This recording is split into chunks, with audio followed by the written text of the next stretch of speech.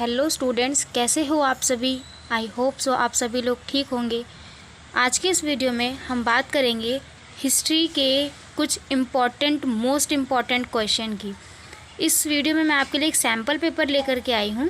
Basically इसमें हम जो सेकंड सेमेस्टर के स्टूडेंट है ना, जो सेकंड सेमेस्टर के स्टूडेंट है, सेकंड सेमेस्टर बीए प्रोग्राम वाले स्टूडेंट्स के लिए जो हिस्ट्री का 300 से लेकर के 1200 तक के इतिहास को पढ़ रहे हैं, उनके हम कुछ इम्पॉर्टेंट क्वेश्चन को देखेंगे। क्योंकि जो है आप लोगों के एग्ज़ाम्स बहुत ही नज़दीक आ रहे हैं और अब हमें अपनी प्रिपरेशन को और बेहतरीन बनाना है।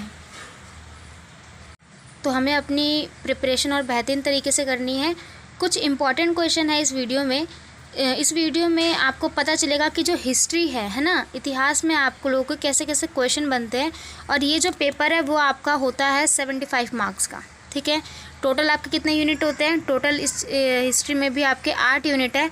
अब उस 8 को भी आप आराम से प्रिपेयर कर सकते हो, बस आप ध्यान से समझना है। यहाँ पे देखो, यहाँ पर ना जितने भी क्वेश्चंस आएंगे, ठीक 8 क्वेश्चंस आएंगे। 8 में से अटैम्प्ट आपको कितने करने होते हैं? 5 ही अटैम्प्ट करने होते हैं। 5 आपको अटैम्प्ट करने होते हैं और सभी जो क्वेश्चंस होते हैं वो इक्वल नंबर के होते हैं। यहाँ पर साफ साफ लिखा हुआ है। तो चलो कुछ इंपॉर्टेंट क्वेश्चंस को हम डिस्कस करते हैं। फर्स्ट क्वेश्चन ये है आपका, इलाहाबाद प्रशस्ति के आधार पर समुद्रगुप्त की उपलब्धियों का क्या करना है? वर्णन करना है। यानी कि जो समुद्रगुप्त थे, गुप्त वंश के शासक, गुप्त वंश की जो स्थापना की थी वो की थी श्रीगुप्त ने, है ना।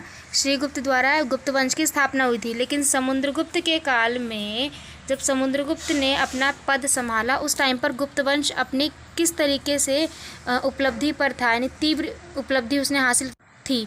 तो कैसे की थी ये आपको इस क्वेश्चन में बताना है। ठीक, ये क्वेश्चन आपको समझ आ गया? देखो, मैंने आपको कितनी बार बोला है, क्वेश्चंस एक बार आपने पढ़ा समझ आया, बट उसको फिर भी दोबारा से पढ़ो ताकि उसको अच्छे तरीके से आपके माइंड में वो चीज़ बिल्कुल बैठ जाए, रिकैप करे, है ना। और एक आंसर राइटिंग को लिखने के लिए आप जितने अच्छे तरीके से क्वेश्चंस को पढ़ोगे ना, उतना बेहतरीन आंसर लिख पाओगे आप। तो बेसिकली यहाँ पर समुद्रगुप्त की उपलब्धि के बारे में बताना है। अब उसकी उपलब्धियाँ बता दो। सामाजिक स्थिति कैसी रखी उन्होंने अपने शासनकाल में, राजनीतिक स्थिति कैसे रखी थी, है ना, प्रशासनिक व्यवस्था कैसे रखी, ये सब चीज़ आप उनको बता दो।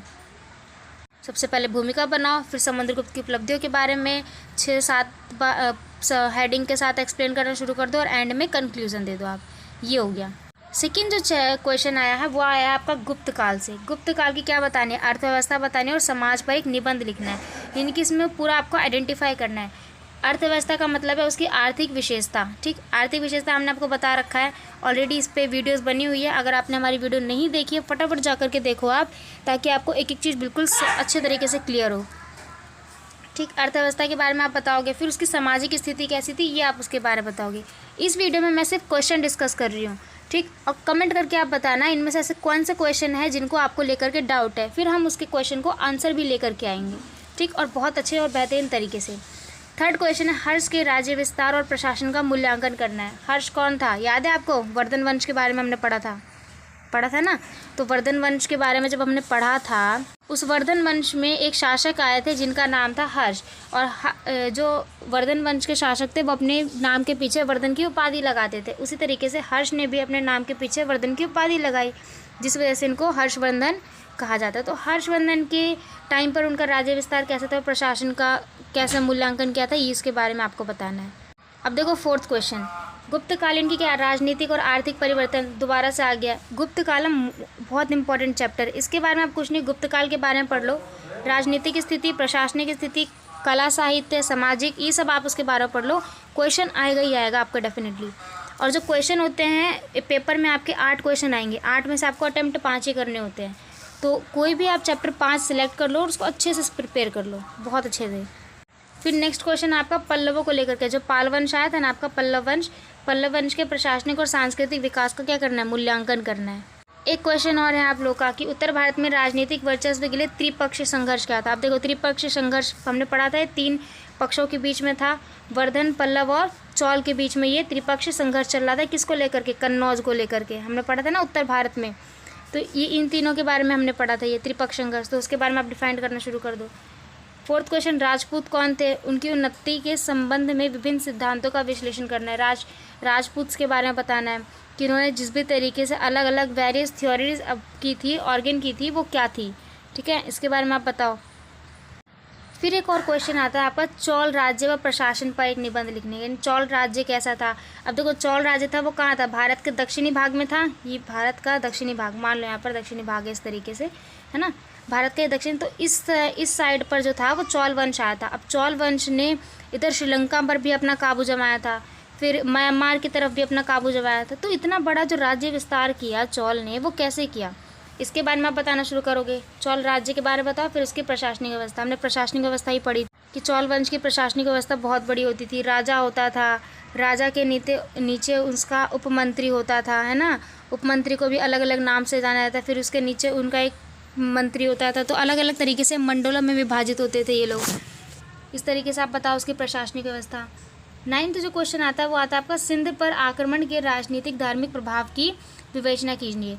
सिंध पर जो आक्रमण हुआ था उसके बारे में हमें बताना है।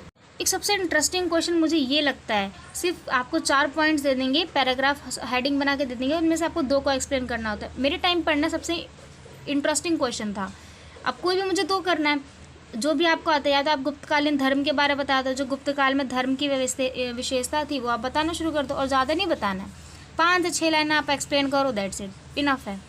भूमि अनुदान के बारे में बताओ, भूमि अनुदान क्या था? राजाओं द्वारा ब्राह्मणों को जो भूमि अनुदान में दी जाती थी उसको भूमि अनुदान कहा जाता था। चालुक्य काल क्या था? हर्ष चरित्र के बारे में लिखो, है ना, हर्षवर्धन ने ही तो हर्ष चरित्र लिखी थी, हर्ष उसी के ऊपर, तो उसके बारे में आप डिफाइन करो। तो ये थे आपके हिस्ट्री के कुछ most important question. I hope so आपको ये वीडियो बहुत अच्छी लगी होगी। कमेंट करके ये बता दो कि आप में से कितने ऐसे स्टूडेंट्स हैं जिनको ये क्वेश्चन समझ नहीं आए या आंसर राइटिंग प्रिपेयर करने में दिक्कत आ रही है। जो भी क्वेश्चन आपको समझ नहीं आए कमेंट करके बता दो आप, ठीक, कमेंट करो फटाफट, और फिर उसके बाद हम उन क्वेश्चंस के आंसर्स लेकर के आएंगे, ठीक है। मिलते हैं अगली वीडियो में पोल साइंस, ईवीएस और हर एक सब्जेक्ट के इम्पॉर्टेंट क्वेश्चंस के साथ। बाकी अपनी प्रिपरेशन को आप बहुत ज़ोरों शोरों से रखो, बेहतरीन तरीके से अपने एग्ज़ाम को प्रिपेयर करो। तो मिलते हैं अगली वीडियो में। Thanks to being here, thanks for watching.